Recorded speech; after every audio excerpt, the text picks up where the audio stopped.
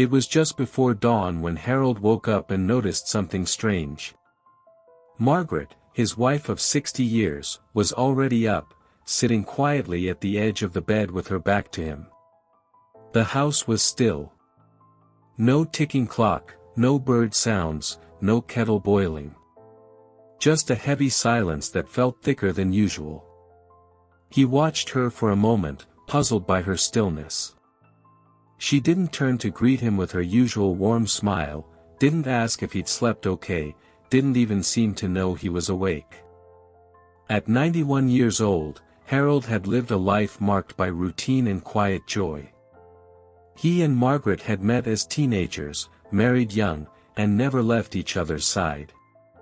They raised children, buried friends, survived 2 recessions, and even outlived their dog, Barney, who had once been the center of their lives.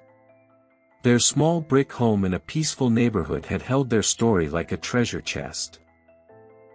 Every photo, every knick-knack, every crack in the wall whispered memories of a love that had endured for decades. But that morning, something felt off. Margaret seemed different. Distant. "Margie." Harold's voice was gentle, full of concern. She turned slowly, her face calm but pale. Her hands trembled slightly, not from age this time, but from something else. She didn't answer right away. Instead, she reached for the drawer in her nightstand, pulled out a small, weathered envelope, and placed it in Harold's lap. Her fingers brushed his for a moment longer than necessary, like she knew something he didn't. "What's this?" he asked, his heart picking up pace.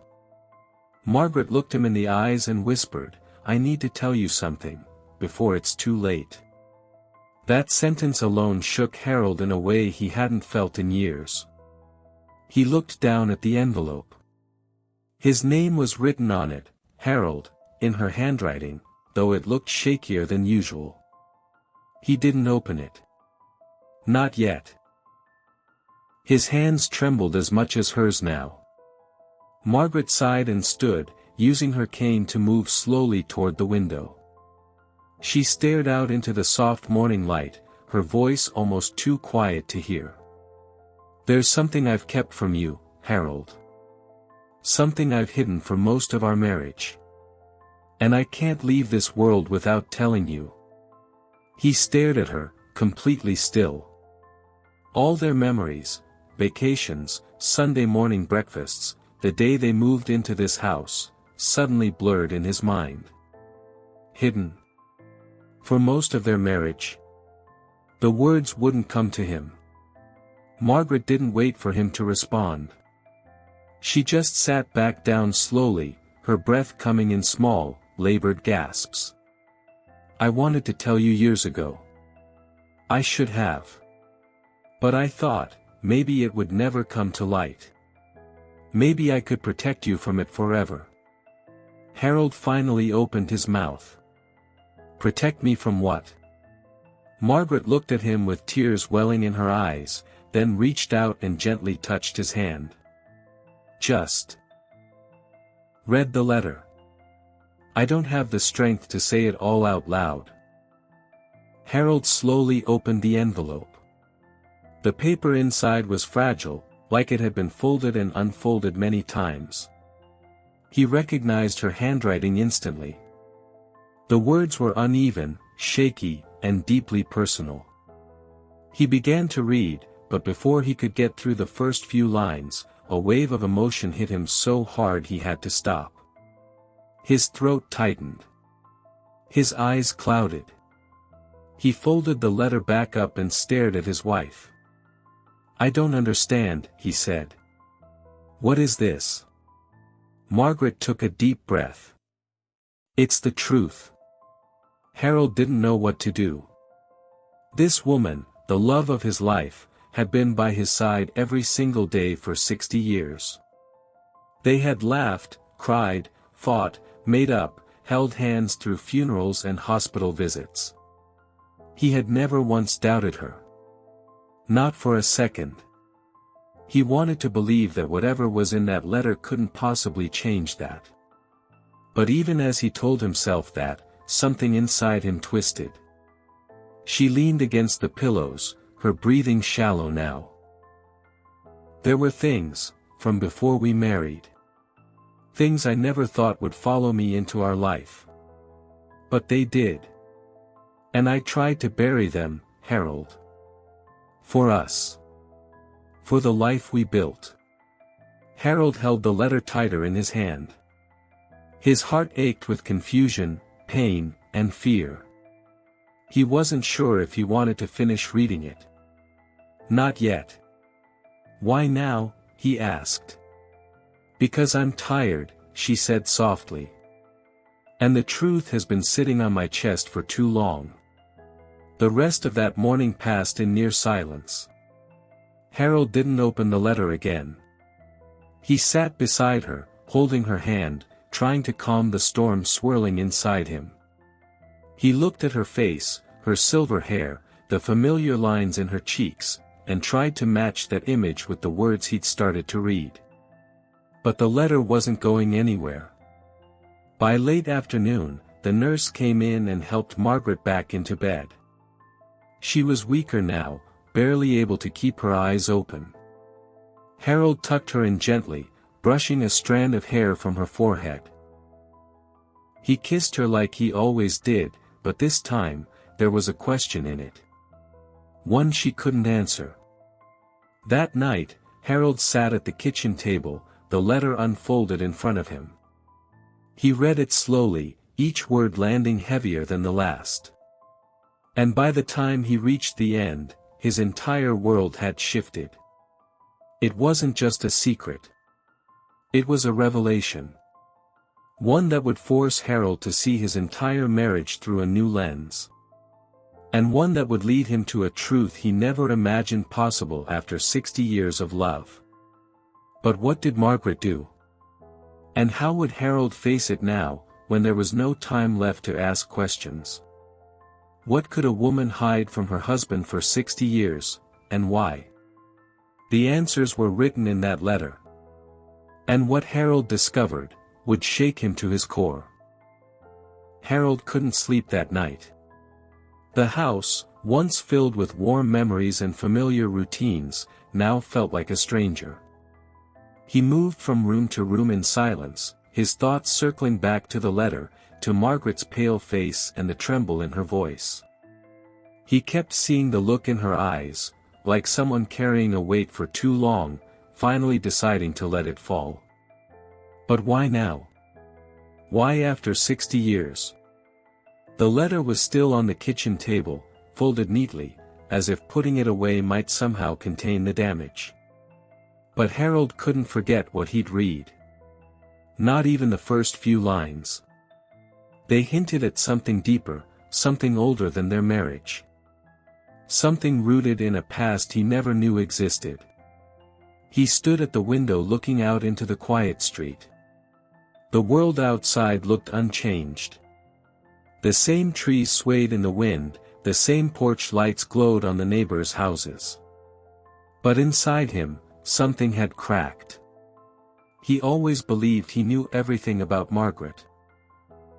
Her favorite tea, the books she reread every winter, the way she hummed when folding laundry. But this wasn't something small or forgettable. This was a truth that could rewrite their history. By morning, Margaret was weaker. The nurse said it wouldn't be long now. Harold sat by her side, gently holding her hand. She gave him a faint smile, the kind that still warmed his heart, even through all the confusion. But he couldn't smile back. Not yet. The words from the letter kept echoing in his mind. He whispered, "I started reading it, but I had to stop." Her eyes fluttered open. "I know," she said softly. "It's hard. I'm so sorry, Harold." He squeezed her hand, but the silence between them was heavy. There was so much he wanted to ask, but every question seemed too big, too painful to voice. So instead, He sat there, watching her breathe, waiting for time to give him something, anything, that might make sense of it all. Later that day, he opened the letter again. This time, he forced himself to read further. She had written about the years before they met, back when she was just a young woman working as a telephone operator in a small town.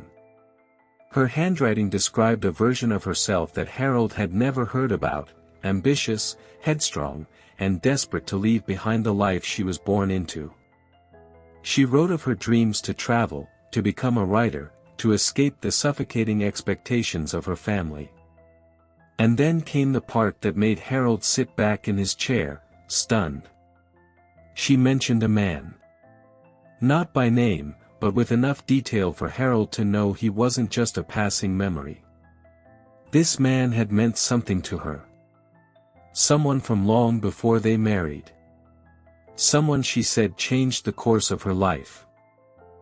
"I never told you about him," she wrote. "Not because I didn't trust you, but because I couldn't bear for you to see me differently. I made a decision back then, one I thought I could live with forever. But as I write this now, I realize the truth has a way of following you, even when you try to bury it." Harold read the words again and again. His heart was pounding. Who was this man? And what decision was she talking about? The letter didn't say much more. It hinted at regret. At a lie told long ago. At something she thought she could hide. But there were no names, no clear explanations, just fragments and shadows of something big. Something that still hadn't been fully revealed. Harold didn't know what to do with that. His chest felt tight. He looked around the house again, this time with different eyes. Every picture, every corner, felt like it held a secret now. Was their whole life built on something untrue? That evening, their daughter Lily came to visit. She brought soup and fresh linens, unaware of the storm brewing beneath her father's calm expression. Harold didn't tell her about the letter. Not yet. How could he? He didn't even understand it himself. While Lily sat with Margaret, Harold went into the attic. It was a place they rarely visited now, filled with dusty boxes and forgotten keepsakes. Something in him told him to look. Maybe for an old journal, letters, anything that could explain what Margaret hadn't said outright. He opened a box labeled Margie's Things. Inside were high school yearbooks, postcards, faded photographs, and a small leather-bound notebook. He opened it slowly. The first few pages were simple musings, notes about places she wanted to visit, quotes she loved. But deeper inside were more personal entries. Confessions. Emotions she never spoke out loud. And then, there it was. A page dated just 2 months before they got married. "I saw him again today. Just once, from across the street. I don't think he recognized me. My heart still stings when I think of what we lost, but I've made my choice. Harold is good and kind and safe. I love him, in a different way. But I wonder if I will always carry this weight inside me." Harold closed the notebook slowly, his hands trembling. He didn't know what hurt more, the mention of another man or the idea that Margaret may have never truly let go of him. Back downstairs, he sat quietly next to his wife. She was asleep now, her breaths shallow but steady. He looked at her, this woman he had loved without question for most of his life, and felt something sharp twist in his chest. How much do we ever really know about the people we love? How many versions of Margaret had he never met? And what if the truth wasn't finished revealing itself? As the sun set, casting long shadows across the living room floor, Harold stared out the window again. The letter, the notebook, the silence between them, it all sat heavy in the room. And deep inside, he knew this wasn't the end of the secret. It was only the beginning.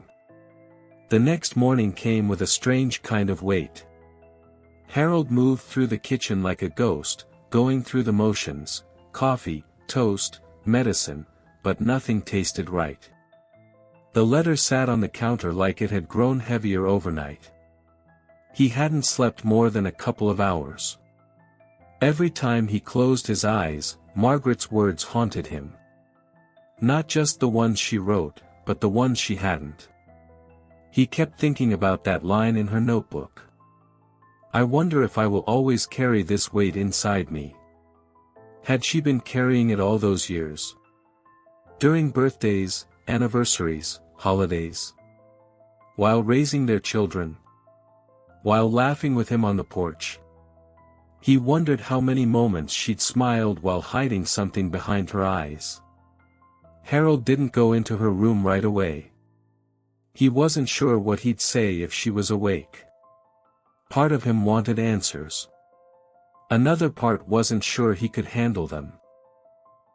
The nurse greeted him with a polite nod and whispered that Margaret had slept through the night but was getting weaker. He nodded back, forcing himself to walk into the room.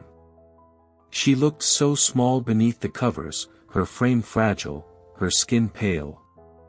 But when she opened her eyes, she smiled softly. "You found the notebook," she said, her voice barely audible. Harold sat down beside her. "I did." There was a pause.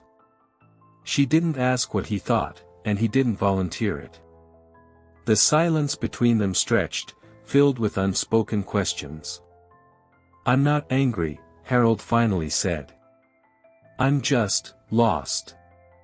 "I know," she whispered. "And I wish I could give you everything you need to make sense of it. But I can't, not all of it. Some of it I had to carry alone." "Was it love?" he asked after a moment. "With him?" Margaret's eyes filled with tears, but she didn't look away. "It was different. It wasn't safe, or steady. It was wild and young and full of dreams. But it was real. And when it ended, it didn't just vanish." Harold swallowed hard. "So I was your second choice?" "No," she said firmly, her voice suddenly stronger. "You were my life. I chose you every day for 60 years. That's real, too." He wanted to believe her. Part of him did. But the uncertainty wouldn't leave him. The idea that their foundation might have cracks shook him in ways he didn't expect. It wasn't just about jealousy. It was about trust. About the image of the life he thought they shared without secrets. Later that day, Harold found himself walking aimlessly through the neighborhood. He passed the park where he and Margaret used to take their grandchildren. He passed the church where they renewed their vows at 50 years. Every place held a memory, but now, those memories felt foggy. Like he didn't know if they were built on truth or performance. At the post office, a familiar face called his name. It was Donna, their longtime neighbor and friend. She saw the look on Harold's face and touched his arm gently. "Everything all right?" Harold gave a tired smile. "Margie's not doing well. Anne. I found something. Something from her past. I don't know what to make of it yet." Donna hesitated, then nodded slowly. "You know, I always thought she carried something with her. There were times when she seemed far away, even when she was right there beside you." Harold looked at her, surprised. "Did she ever say anything to you?" "Not directly," Donna said, glancing around before lowering her voice. "But once, years ago, maybe 20 years or so, she asked me if secrets could hurt someone, even if they were meant to protect." "What did you say?" "I said yes. But sometimes we don't realize the pain until it's too late. That night, Harold sat alone in the living room with a photo album in his lap. Page after page of their life, smiles, vacations, milestones. He stopped at one photo of Margaret holding their newborn son, her face glowing. Was she thinking of that man back then? Or was this real joy?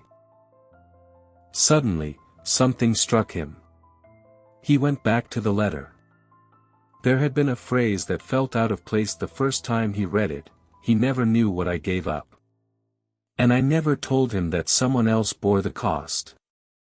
Harold stared at that line. Someone else bore the cost.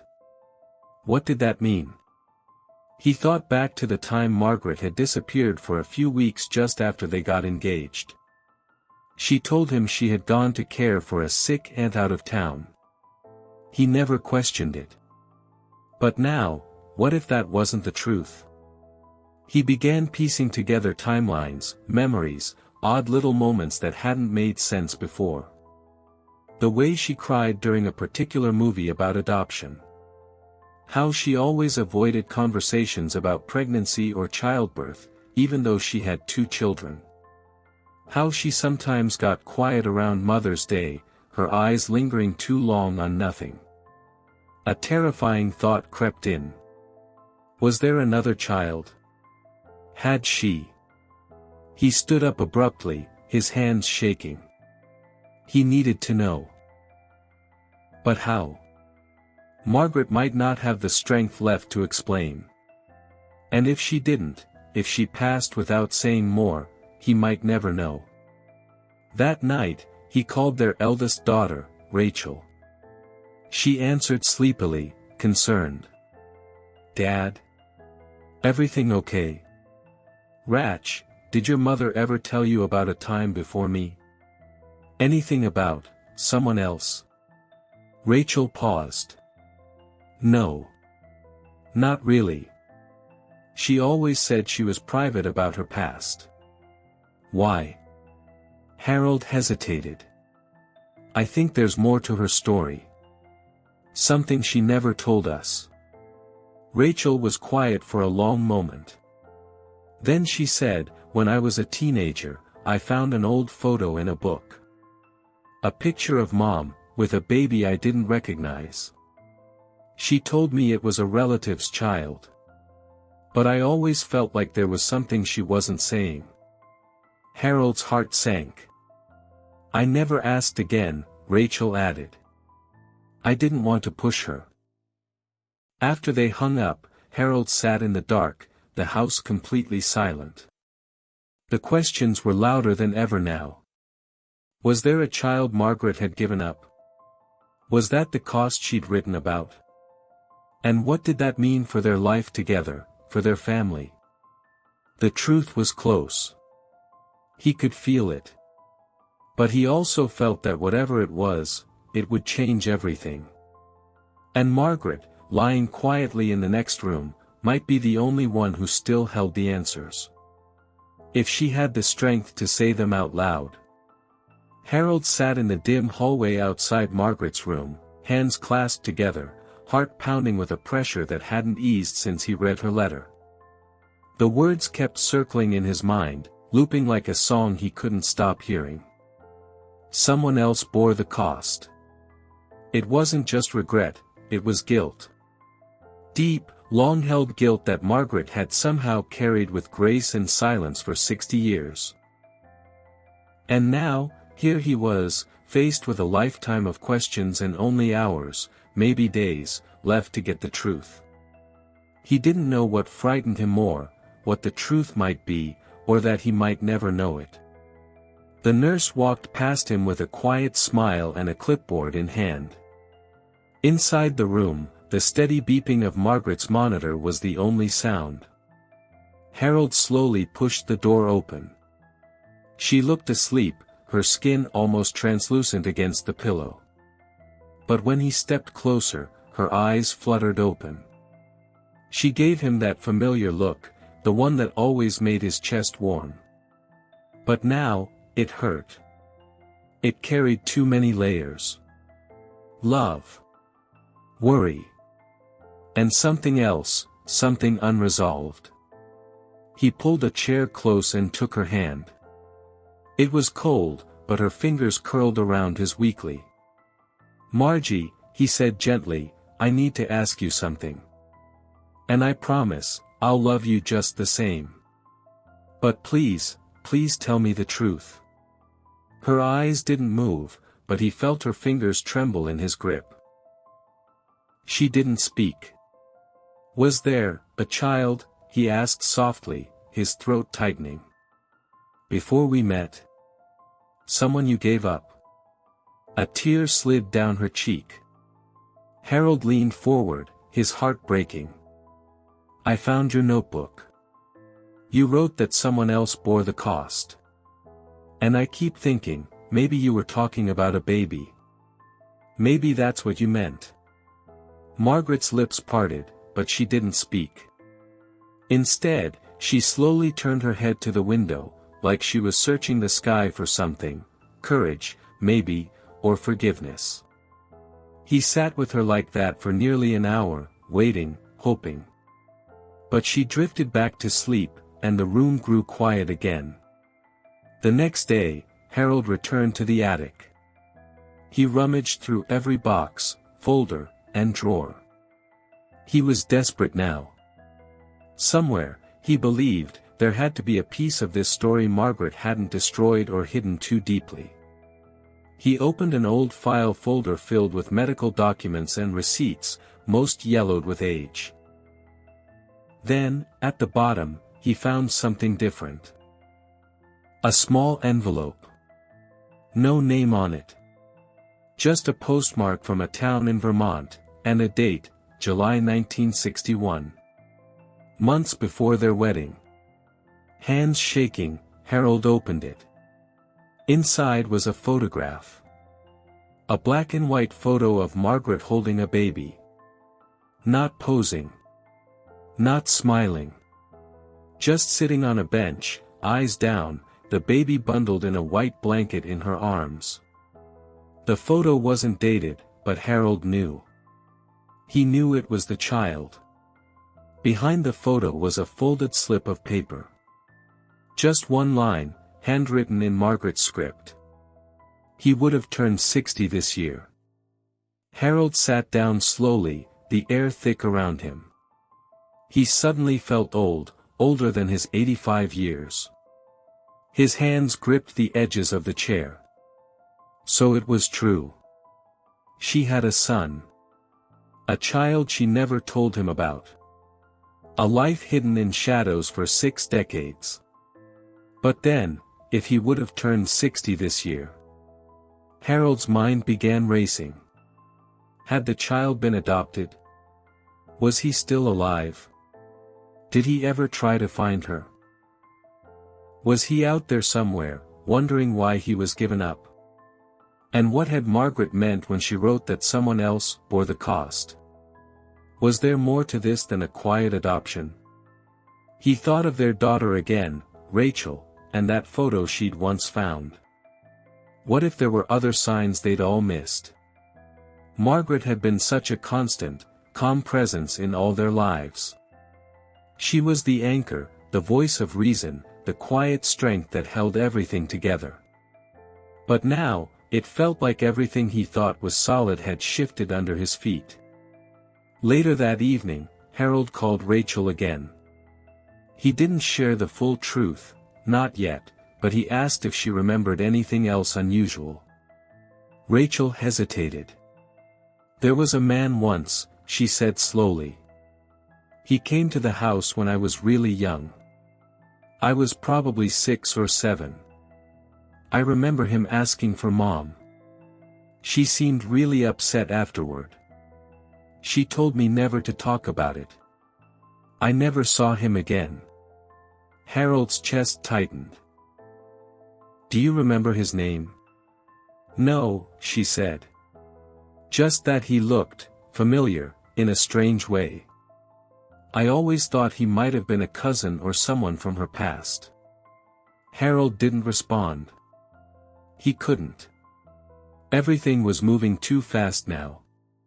The walls of their quiet life were folding inward, revealing cracks and corridors he never knew existed. What if that man was the child? What if Margaret had met him, face to face, and still chose not to say anything? He felt like he was standing at the edge of a cliff, the wind howling, everything he believed about his life ready to collapse beneath him. But at the center of it all was Margaret, lying just down the hall, her body growing weaker, her secrets growing louder. The next morning, Harold sat beside her again. She looked worse, her breathing shallow, her skin pale and drawn. But when he held her hand, her eyes opened. "Harold," she whispered. "I need to tell you something." He leaned in, heart pounding. "I saw him once," she said. "He came to the house. I didn't know he was looking for me. He had my eyes." Tears welled up in her eyes as her voice cracked. "I wanted to tell you. So many times. But I was afraid you'd see me differently. Afraid it would change everything." Harold's throat tightened, but he didn't interrupt. He let her speak, even though his heart was breaking. "I gave him up because I was scared. I was 19. I had no one. And when I met you, I thought I could start fresh. I thought love would be enough." She looked at him with pleading eyes. "Was it?" Harold didn't know how to answer. Not yet.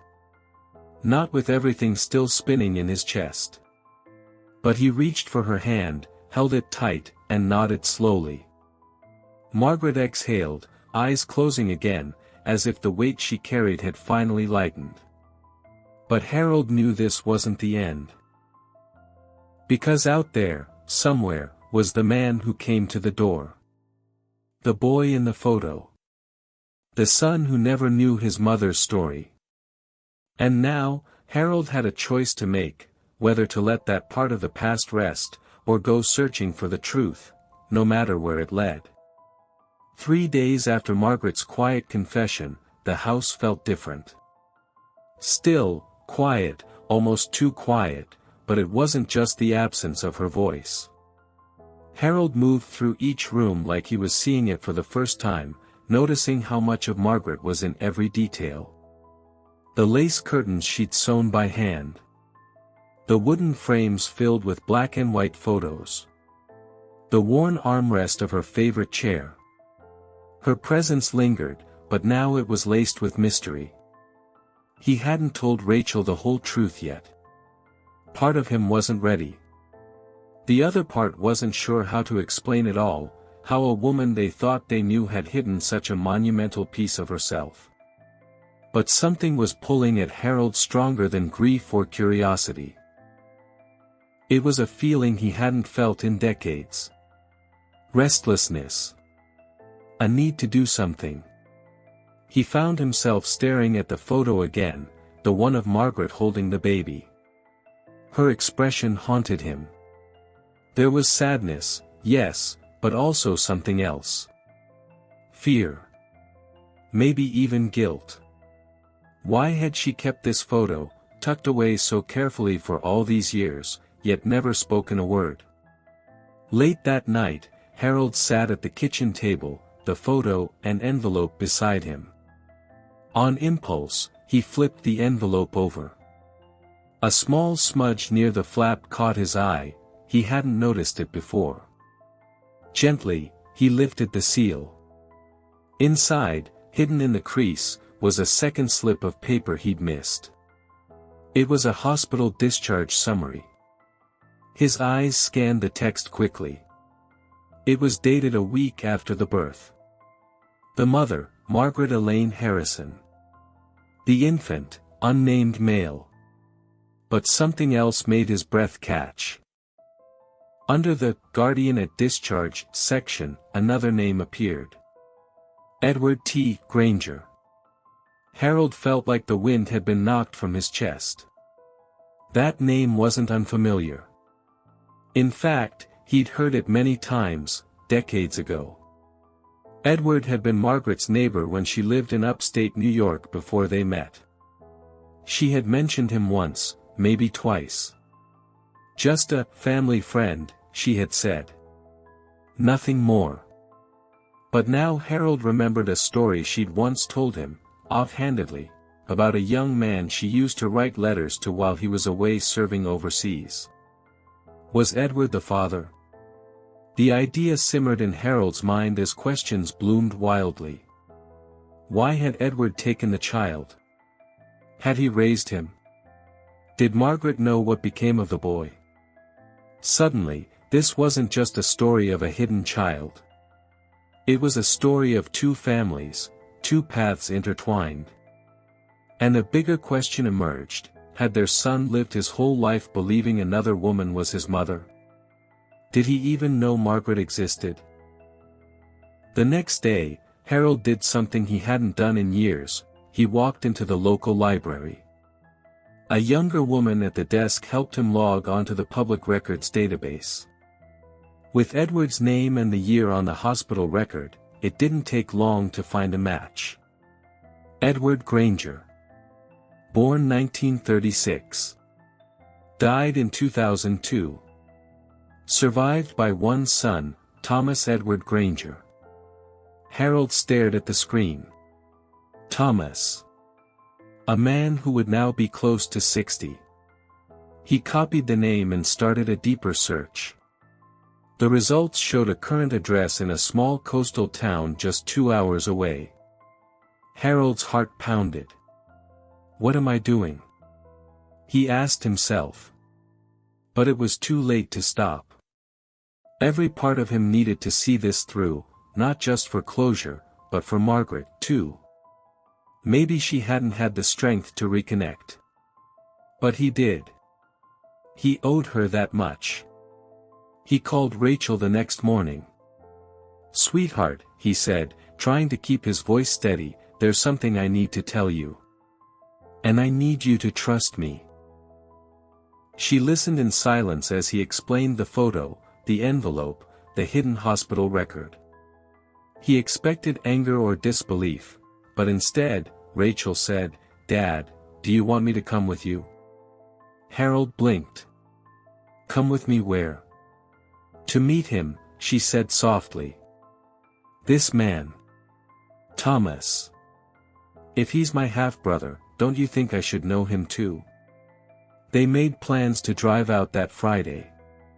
But the twist neither of them expected came the night before. As Harold went to lock up the house, he noticed a car parked across the street. Not a neighbor's. It hadn't moved for over an hour. Its headlights were off, windows dark. He stood frozen for a moment, then stepped out onto the porch. The car door opened. A man stepped out, tall, maybe in his late 50s. His face was partly in shadow, but even from a distance, there was something oddly familiar about his posture, the sharp line of his jaw, the way he held his hands in his coat pockets. "Can I help you?" Harold called out. The man hesitated, then walked slowly across the street. "I'm sorry to show up like this," the man said quietly. "I didn't know where else to go." Harold's stomach turned to knots. "Who are you?" "My name is Thomas Granger," he said. "I think I might be your wife's son." The world seemed to slow. The silence stretched between them like a tight wire. Harold opened his mouth, but nothing came out. Thomas pulled something from his coat pocket. It was the same photograph, Margaret holding the baby on the bench. "I found this after my father passed," Thomas said, eyes filled with weight. "It was in a locked box with letters. She never signed them, but I followed the postmark. I've been trying to piece things together for years." Harold stared at him, stunned. "You've known." "I suspected," Thomas said. "But I never had the courage to confront her. I came to this town once, long ago. She saw me. But she didn't say anything. I figured, maybe she didn't want me to know. Harold's hands trembled. The memory Rachel had shared, the man at the door, this was him. Thomas stepped closer. I heard she's not well. I didn't mean to interrupt anything. I had to try. Even if it's too late. Harold looked into the eyes of the man who might have been his wife's greatest secret, and her greatest sorrow. There was no anger in those eyes. Only longing. And pain. But Harold also saw something else, something terrifying. A flicker of fear. Because Thomas wasn't just searching for his mother. He was also running from something. And what Harold didn't yet know, was that Thomas's appearance would unravel another secret Margaret had taken to her grave. One that would shake their family to its core. And this time, the truth wasn't just about the past. It was about a danger that had just come home. Harold stood in the doorway, his eyes locked on the man who could very well be the missing piece of the life Margaret had never spoken about. For a moment, it felt like time collapsed, 60 years of silence, grief, and unanswered questions standing between two strangers connected by blood and heartbreak. Thomas shifted awkwardly, the photograph still in his hand. His voice was calm but carried the weight of years spent wondering. I don't want to cause trouble. I just needed to know who she was. Who I am. Harold slowly stepped aside, gesturing for Thomas to come in. Rachel stood behind the kitchen counter, confused but curious. As Thomas crossed the threshold, something about his posture changed. Not defensive, just unsure, like someone bracing for a truth they've tried to prepare for but never fully could. Rachel watched him closely. You're really, her son? She asked, barely above a whisper. He nodded. I think so. I don't have proof, but there are pieces that fit. Her letters, the photo. My father, Edward, he was always vague about my birth. It never made sense until I found the box. Harold handed him the hospital record. Your name's on this. She kept it all these years. She must have never stopped thinking about you. Thomas took the paper gently, reading it like it was a letter from another lifetime. I always thought she'd abandoned me. But maybe it wasn't her choice. Rachel looked at her father. Do you think Grandpa knew? Harold shook his head. She didn't tell anyone. Not me, not her parents. It was like, she built a life around a wound she never let heal. Thomas lowered the paper. I think my dad, Edward, might have convinced her it was better this way. He told me once that love sometimes has to be sacrificed for survival. I never understood it until now. For a while, no one spoke. The room felt heavy, but not tense. Like a long-held breath finally being released. Then Rachel, always the practical one, broke the silence. So what now? Harold looked at Thomas. That depends on you. Thomas nodded. I'd like to come back. Maybe talk more. Learn who she was, what her life was really like. But, there's something I need to tell you first. Harold's brows furrowed. What is it? Thomas hesitated.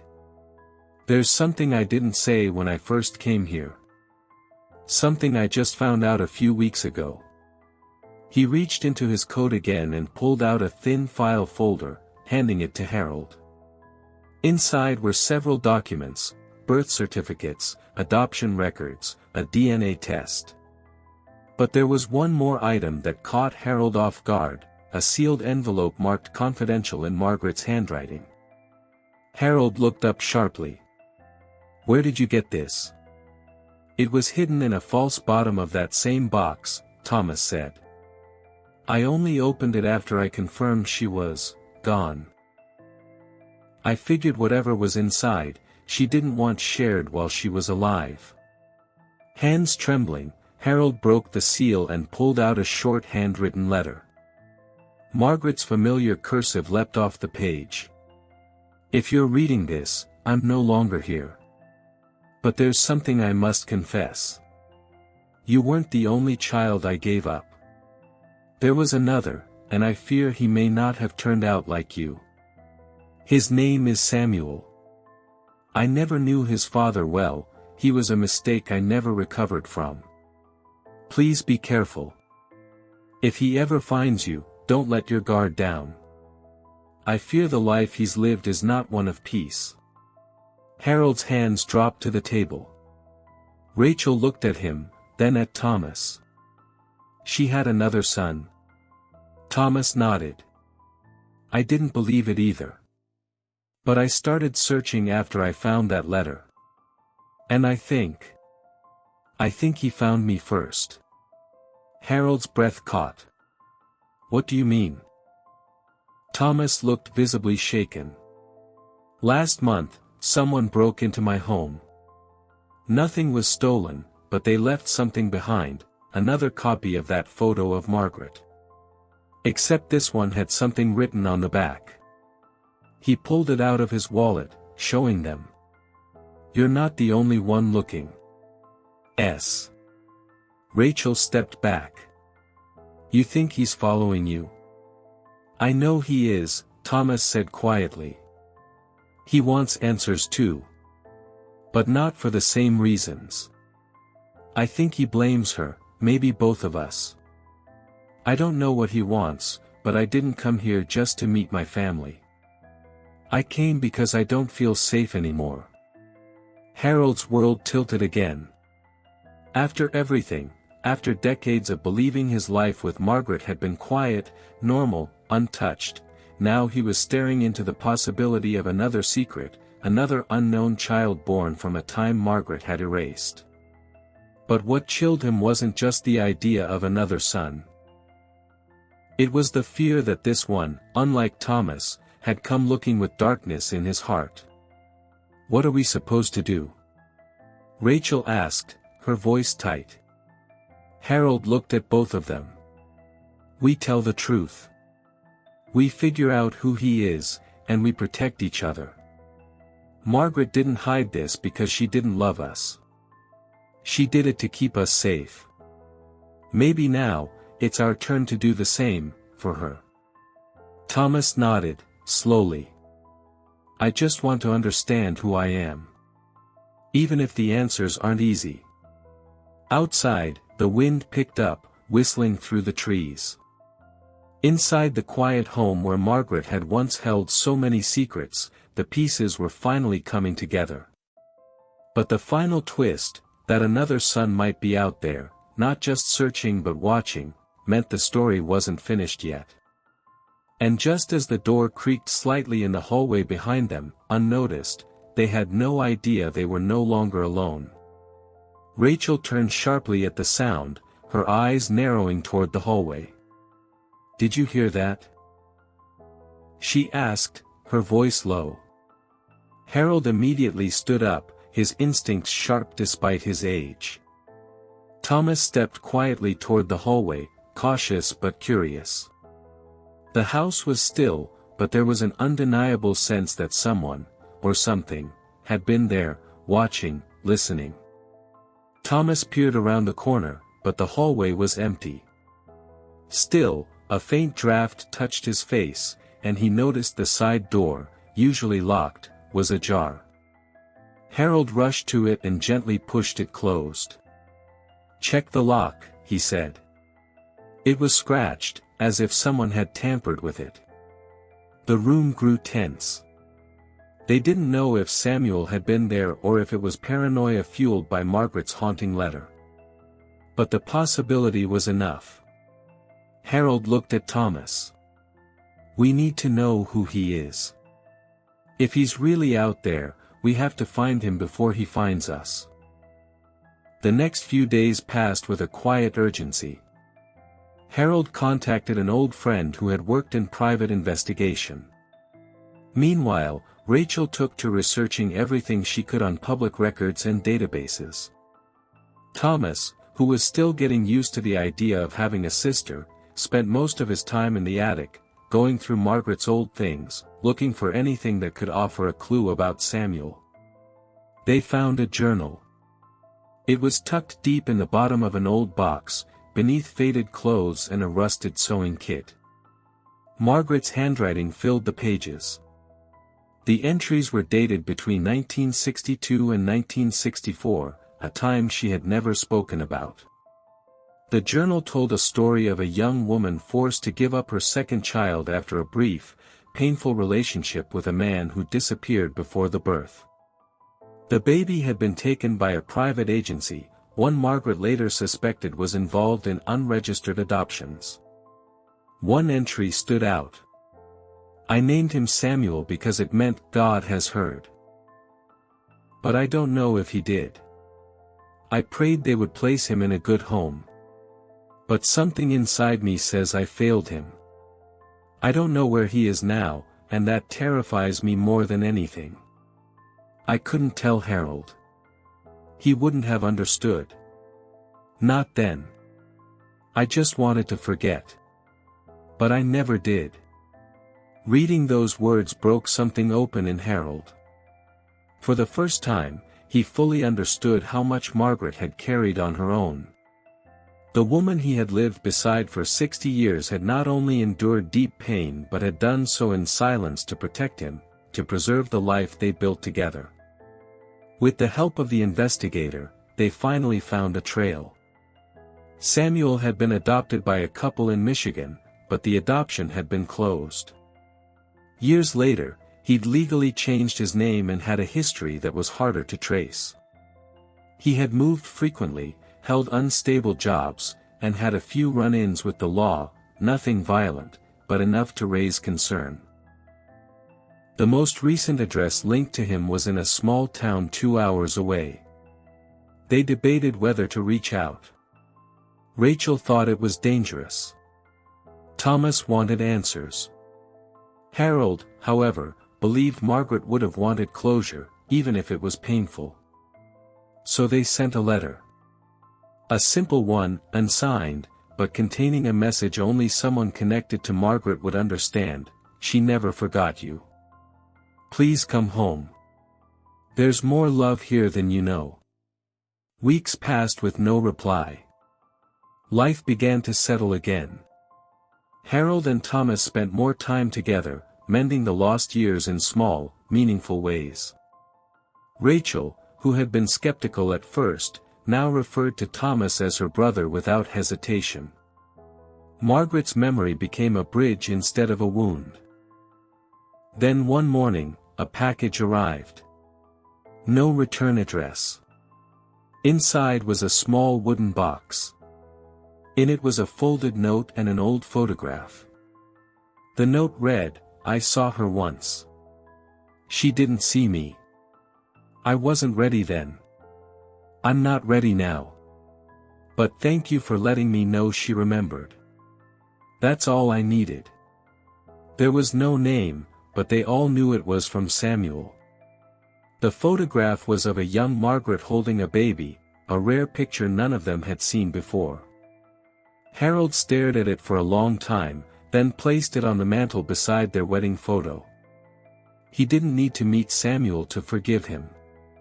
And maybe Samuel didn't need to be found to find peace. In the weeks that followed, things began to feel whole in ways they never had. The house didn't feel as heavy. The secrets that once haunted the walls now gave them something new: understanding, connection, and a reminder that love often hides behind silence, not because it isn't strong, but because it's trying to protect something even stronger. Thomas stayed in town. He started helping Rachel run her small bookstore, and Harold, though older now, found joy in watching his children, both of them, grow close. Some evenings, they'd sit on the porch together, drinking tea, talking about Margaret. Not just about her secrets, but her laughter, her strength, her way of always knowing when someone needed a little more kindness.